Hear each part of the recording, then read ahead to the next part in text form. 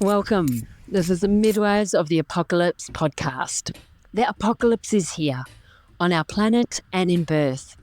Ancient birth skills are needed now more than ever. Come join us as we explore down to earth, birthcraft for changing planet, and modern day mysteries of the birthing world. I am Ingula, a mother of 3 young beautiful men, traditional midwife from Lithuania, creative soul, madly in love and alive personality.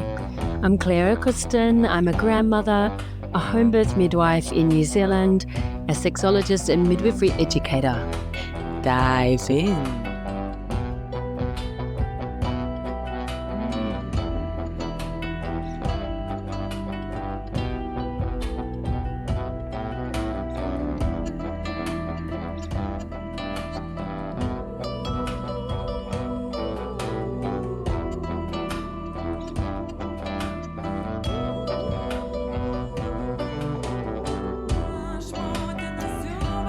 Good morning, welcome. This is Midwives of the Apocalypse. Good morning. I don't know why. No, we're in the afternoon. Jane is evening.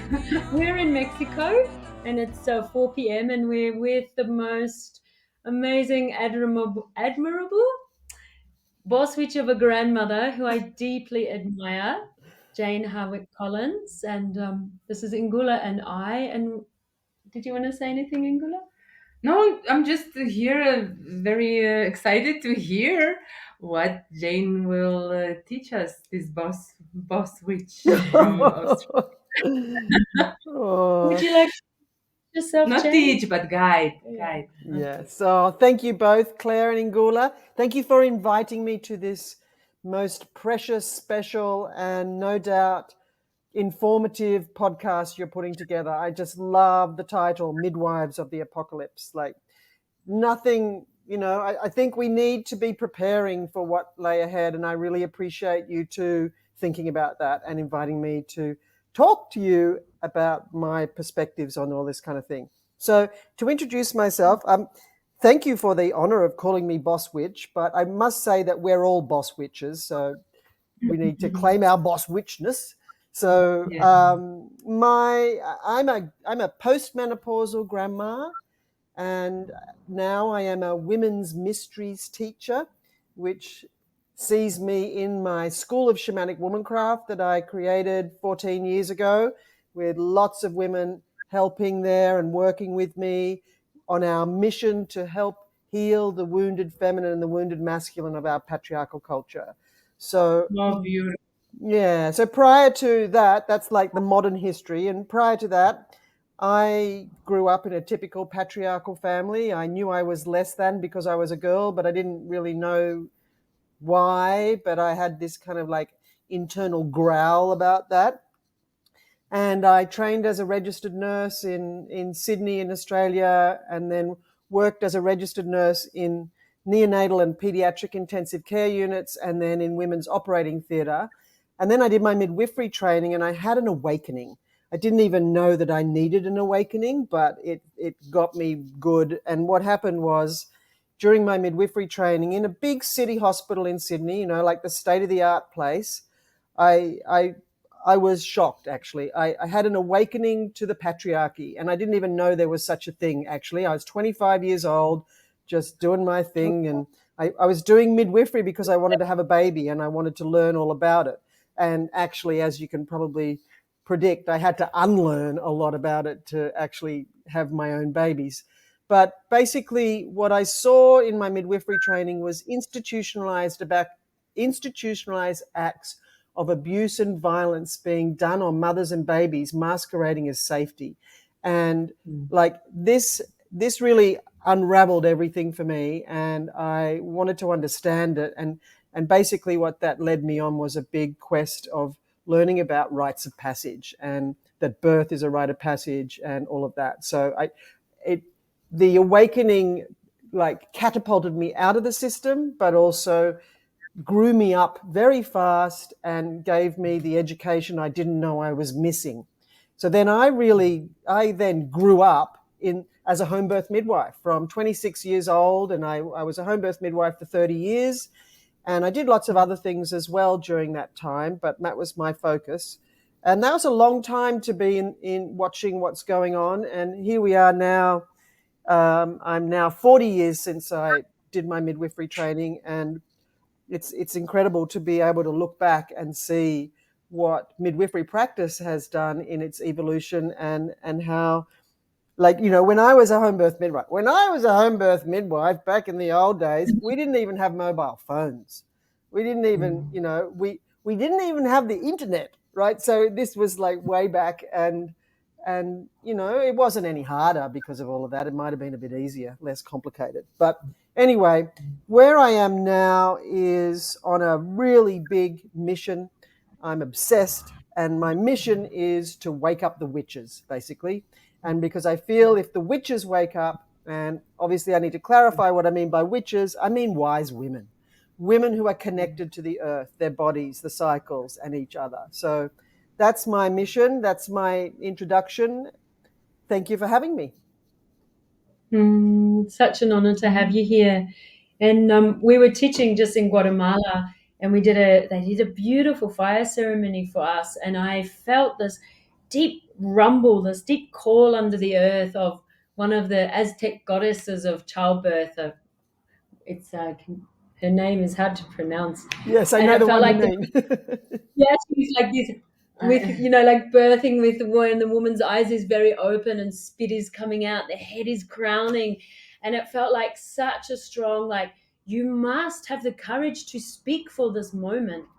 And even in Guatemala, there's midwives there of 50 years experience that are now becoming too afraid to touch women's bellies. And I know that Jeannie Pavati Baker, who's one of your beloved teachers and my beloved teachers, had a quote once like, at least you can trust a doctor, whereas a midwife, sometimes it's more, it's not so clear that they're going to be medicalized in their practice. And what I'm noticing globally is midwives having less courage or harder conditions to speak up for themselves or for women, for or the families also. Yes, to be the voice of that, like, wide-eyed, head-crowning space. And I give such deep thanks for grandmothers like yourself who did so much work in the 70s and 80s and 90s. And then now we're seeing increasing cesarean rates and decreasing rates. And I know I've just gone off track with what our questions were, but I wonder, for those who are listening who have that desire and that pull in their belly, but they can't find their voice, I'm wondering what it was for you, because your voice is strong and clear, and what advice or what it was for you that awakened your voice. And you actually can revert back to the questions I sent you, because I've just gone off track, but I'm curious to hear that as we start. Well, yes, I think like what you're describing of the midwives being silenced, like, same for all women, right? But there's this, I feel like we're coming to a fork in the road with all of this. And one way is the wounded way, and the other way is the healed way. And the wounded way is the continued oppression and suppression and silencing of the feminine voice. And in some places we're seeing her loud and clear. Like menopause at the moment is being talked about a lot in the media and social media, not necessarily from the perspective that we would honor, but she's being talked about. So that's great. And then hopefully women will start to learn and make their own choices. But in terms of the childbirth world or industry or whatever we want to call it, the takeover of obstetrics continues. I like to use other analogies or metaphors to understand what's going on. And we've basically got an obstetric monoculture.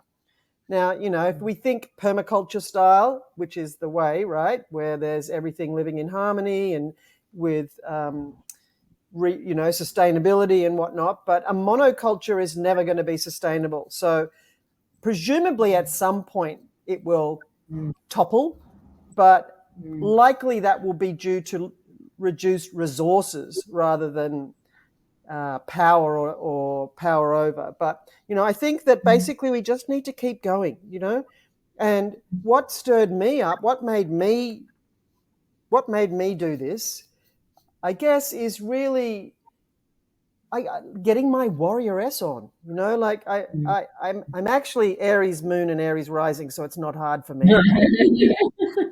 So yeah, so like, we can't let this happen. What's going on? Like, just for example, here in Australia right now, we're towards the end of the hearings of a birth trauma inquiry, which, the fact that that's even happening is awesome.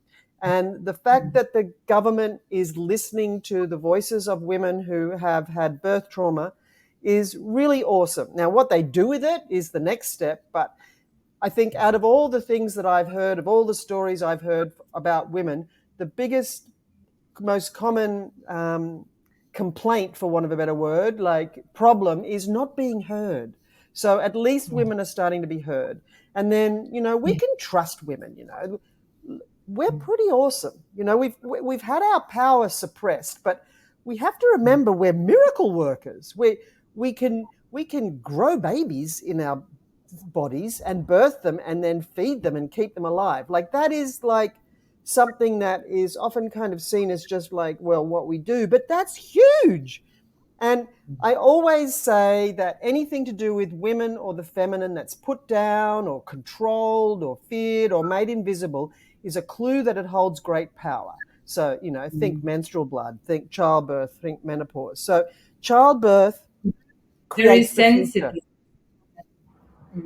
Because What it's was very that? like it's like very sensitive. The woman is in very sensitive place at that moment. It's very easy to interact and manipulate at that moment, no? Yes, easy.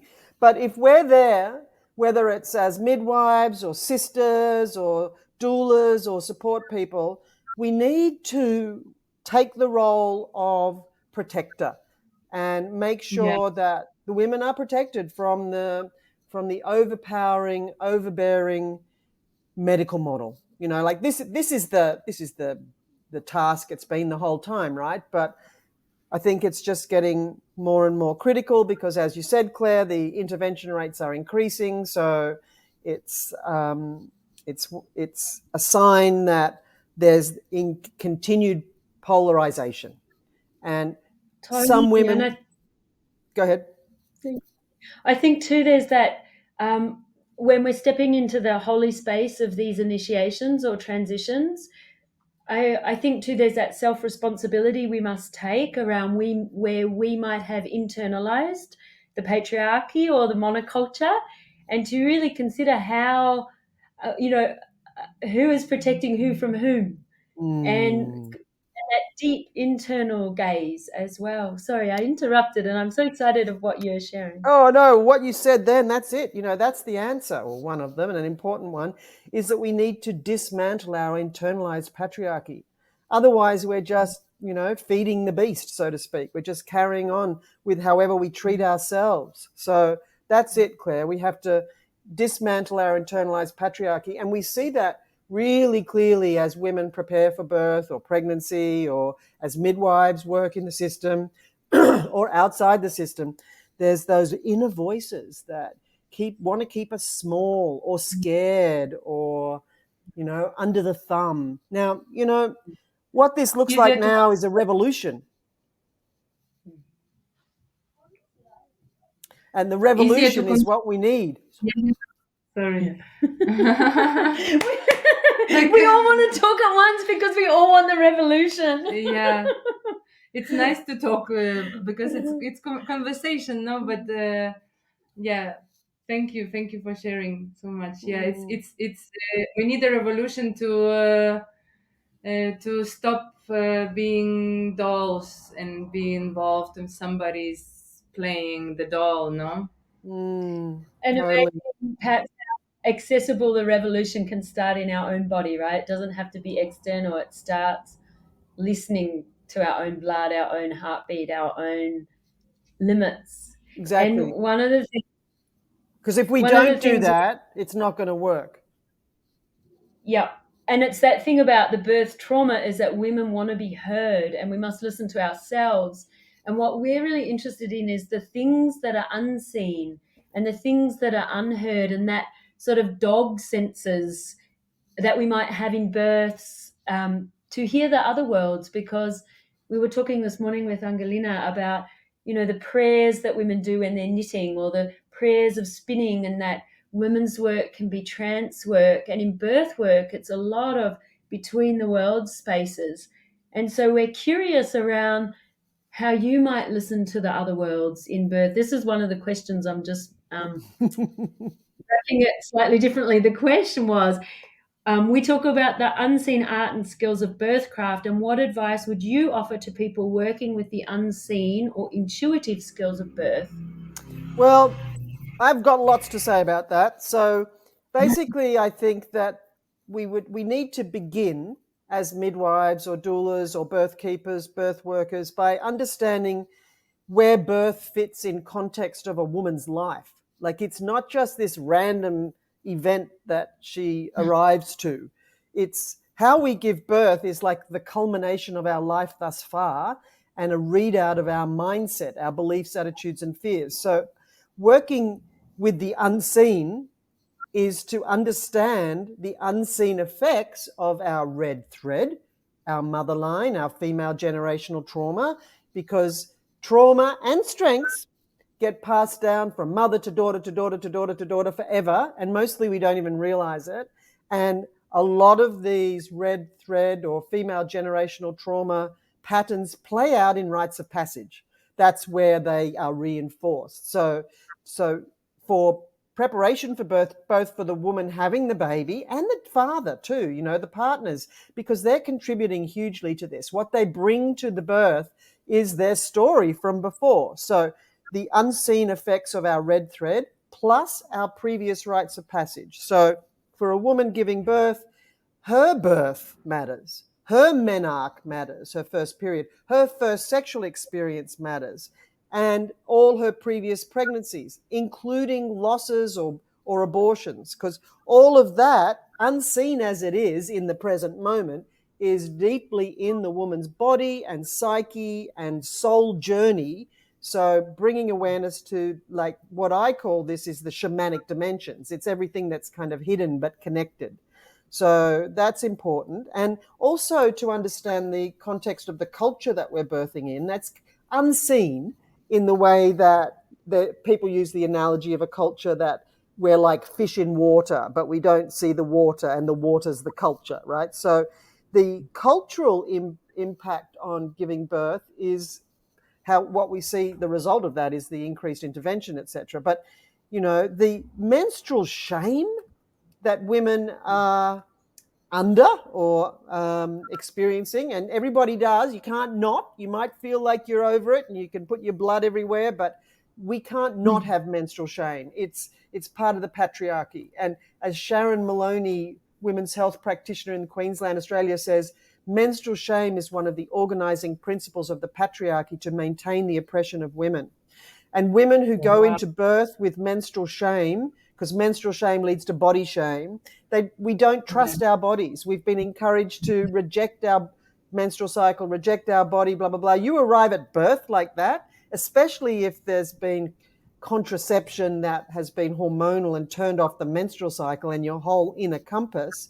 We can't, if we've had that, which most of us have, we arrive at birth with no respect for the miraculous functions and processes of our bodies, and that predisposes us to intervention, which predisposes us to birth trauma, and on and on and on. So that's what I see as the unseen effects in kind of like the cultural ones. But then practically speaking, when I, as a midwife, couldn't see, I was trying to see the unseeable, then I used the eyes on my fingers.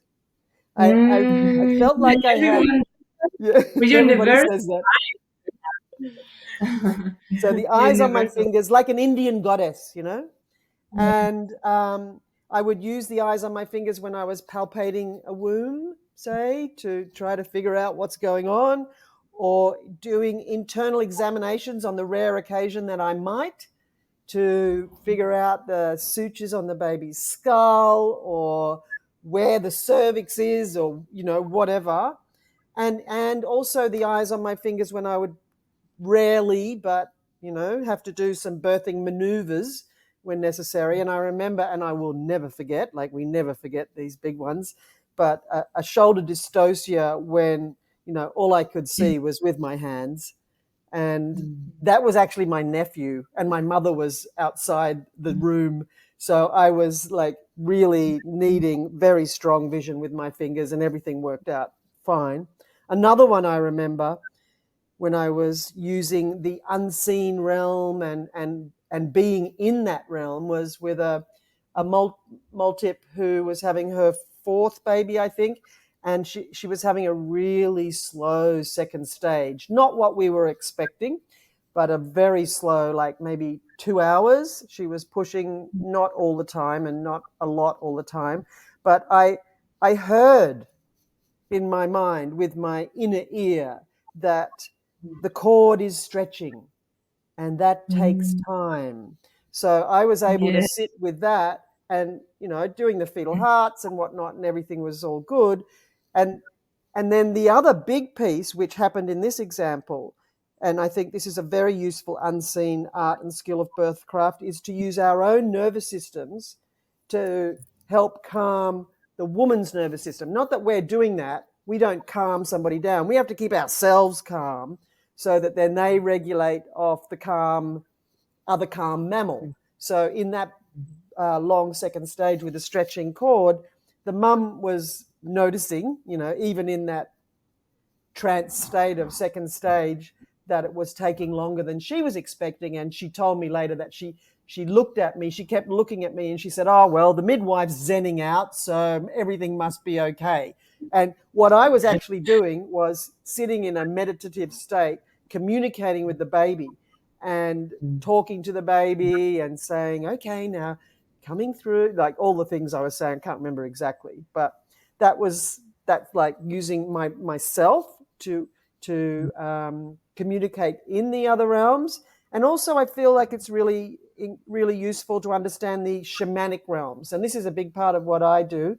And this is to understand the middle realm, which is where we are, but we can see the fairies and you can go into the tree and all that. So the middle realm of the magical variety, and then the upper realm, which is where the guides and teachers are, and angels and gods and goddesses, archetypes, and the lower realm where animal allies are, and access to the underworld and the dark goddess and that. So with that story, that map, there's lots of useful things that can be done to be able to work with the unseen at craft and skills of birth by encouraging the mother to connect with the baby. So like right from the beginning, talking to the baby. And I would help women do that with drumming journeys, or you can just do it anyway. She can do it whenever she wants to do it. So one of the other things that happened for me using the shamanic realms, it's got two examples. Shall I share them? Yeah, Yes, these please. stand out. I remember one home birth that was coming up, and I was sitting out on my veranda on our country house in the dark, and I was thinking about this birth coming up, and I started to feel quite a lot of fear. And, that's such a horrible experience as a midwife, to start to feel the fear. And I'm thinking, okay, what is it? What is it? And then I noticed that there was an owl in the tree in my front yard, and that was a rare thing, and it was hooting really loudly.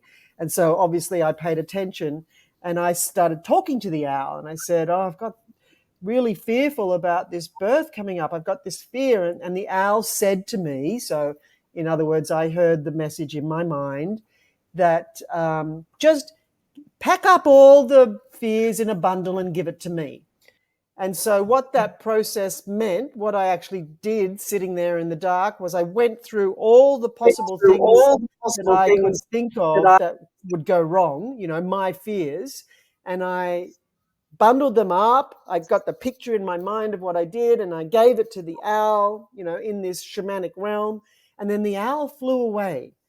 And then it was late. I went to bed. And the next day I had an antenatal appointment with that particular mother. And she said, Oh, I've had so many fears lately, but now they're just all gone. Ah, that's beautiful. So that was very cool. And owls would often accompany me in the dark on my way to a birth, like swoop the car, which is obviously something that's going to happen in the country rather than in the city. But that was very special. And another one, this is outrageous. I had a client, home birth client in a rural area, quite a way away from me, maybe at least an hour and a bit. And she was planning a home birth, and then at about 37 weeks, she decided she wanted to do it herself. She didn't want me to come there. She really wanted me to come later to help her, settle in and whatnot, but she wanted to have the baby without me there. And I fully respected that. And then the birth was coming up, and I was outside hanging the washing on the line at home. And I had this kind of like ding, ding, ding, ding, ding, where I had this vision where I realized that I would hear from her that the baby had been born or was coming or whatever when I was hanging out the washing. And so then what happened was she changed her mind and she wanted me to come to the birth. And I went there, and it was quite a long birth. It was her second baby. She had had a posterior with her first, and it was happening again with this one. And she decided she wanted to change her scene and go walking in the bush with her husband, her partner. And so they went off. I hadn't done an internal. I don't know how dilated she was, but she went off into the bush, and she was walking along the river. And I didn't go with them. But then what happened, I was sitting in the house with the grandmother and the toddler. And then what happened, I looked out the window and I saw this man who was actually the neighbor on the property hanging out his washing. And I thought, oh my God, here's the hanging out the washing thing. And so I ran down to where I thought they would be by the creek on their property. And I saw them walking towards me, and she was pushing. And so I thought, okay, right, here we go. That was the vision. So I ran back up to the house, and I thought, what do I got to get? So I grabbed a towel. I thought, what am I going to need in the moment, in the bush, to help this mother and baby? So I grabbed a towel. I think I grabbed a pair of scissors and a cord clamp in case. And I think I grabbed a drawn up syringe of Syntocinon in case she was bleeding or whatever, and the camera. And so I ran back down, and she hung off a tree, and her husband and I caught the baby, and then she was there in the bush, and the placenta wasn't coming. And then I remembered that another part of the vision that I had was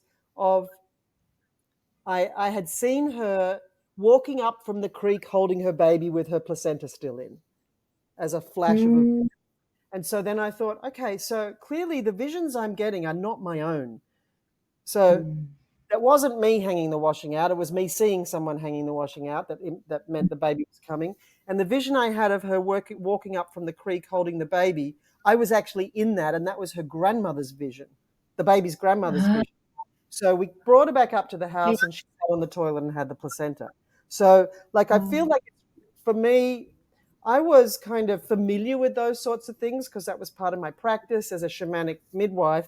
But for us to really know that we are getting information from the other realms, and we just need to interpret it in the best way. So that was a long answer to that. But the other thing, just to say that you said it already with our dog senses, but we need to be connected and have our innate abilities to see in the dark, so to speak, fully switched on. And this is not hard. This is just our animal senses. We're geared up for this.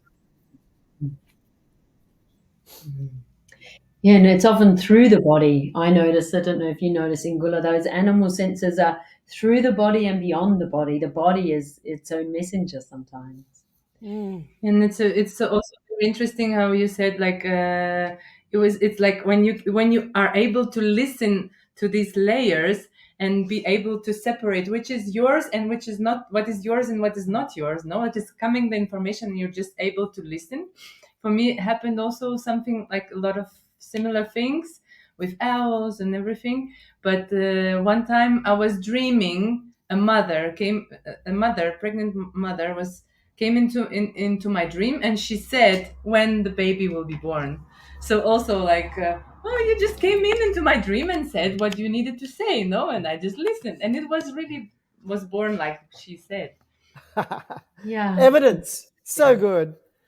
So that's the kind of thing Yeah. we are encouraged to distrust. Yeah. So that's the And kind that's of the thing we kind of need to thing reclaim. Yeah. volume up. Yes. Yeah. Yes. Yeah. Yeah. Thank you so much, Jane. I could just talk to you forever. And I notice I feel so like my fire burns so strong, watching yours burn so strong. I'm so grateful.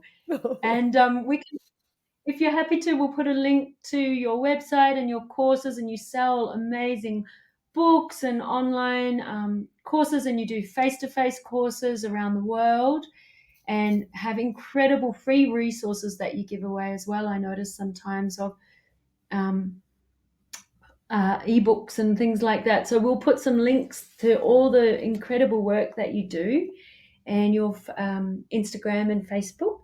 And I'm wondering if there was a last message that you would love to share with all birth workers or all birth givers. If you could sum it up in a nutshell, what that might Sure. be. Well, I think that we need to be prepared for the apocalypse that's coming. And I think that we are already birthing in a dystopia. Like, that's what we can describe the situation as. So I wanted to really share what I think we need to be doing in preparation. And we know that there will be increased environmental temperatures. And I recently read in a Australian College of Midwives journal that increased environmental temperatures result in increased miscarriages and premature births. So we need to be ready for that, and all the grief and loss and pathology that might result from that.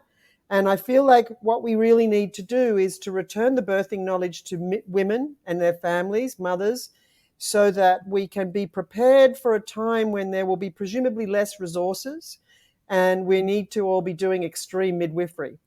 And I think we need to have emergency plans and be able to set up like MASH style birth centers like Robin Lim has and does around, disasters. And I feel like we need to upskill ourselves and learn how to do terminations for the future, and also figure out how we're going to manage the increased plastics that are going to be in our bodies, particularly in the placentas, because that will ultimately result in increased placental infarctions, which will result in fetal distress and possibly long-term complications and developmental delays, etc. So we need to get our heads out of the sand and get ready for what's approaching, rather than just go, oh shit, look what's happened. So I feel like We need to turn. Go ahead. We need to turn the eyeballs on in our fingertips, because in a bushfire, in a flood, in an earthquake, in a tsunami, you don't have tools. You have the tools of your body. And so we have to get better skilled at this. But please Absolutely. continue. Well, I was just going to say that, we need to do things like set up situations where we'll be able to store breast milk when there's no refrigeration, like get clever, like, dig holes in the ground for that kind of thing. Yeah, dig a hole. Yeah. So, and helping mothers to be able to know what they can do to best facilitate wellness and health in their bodies in times when that might be tricky. So we're going to have to make hard choices. But I agree with you, Claire and Ingula. I think that what we need to do is to restore our original knowing as midwives, and not just midwives, as women. We got to get our wise womanness on. We need to learn about the plants and the herbs and the teachings from nature to be able to take us into a place that inevitably lay ahead. I feel like there'll be people who, like, free birth will be probably the way babies are born without any medical professionals. So, like, I'm talking like worst case scenario, because that's like, part of the way that I think we need to do to prepare. And so remembering our innate skills, like you said, using our body and figuring out how we're going to help mothers and fathers and families and babies to thrive. Thank you so much, Jane. I'm so touched. I'm so touched by your fire. It's good. Really, thank you. Like, I hope that's not too doom and gloom. No, it's perfect. Let's go there. Let's go to the we have underworld. to. Where it's We have to. Anyway, have to. Yeah. And it's thank you so great, much. great to see you in Gula again after the home birth conference. That was. Oh, thank you. It's great to see you too. Yeah. And thank you so Claire, much for your presence. yeah, look forward to seeing you next time. Same. Thank you for who you are, because I know you inspire me so much, and you inspire so many women and families and men, and you have such an impact just being in your own center and speaking, on behalf of women's bodies and of Earth. So I so deeply appreciate who you are. Well, thank you. Thank you, Boss Witch. Thank you, Boss Witch. Thanks so much, Jane. Well, thank you for inviting me. All the best where you are doing your important work together. Thank you so much. You want to keep blowing on the fire in your belly? You want to make change in birth?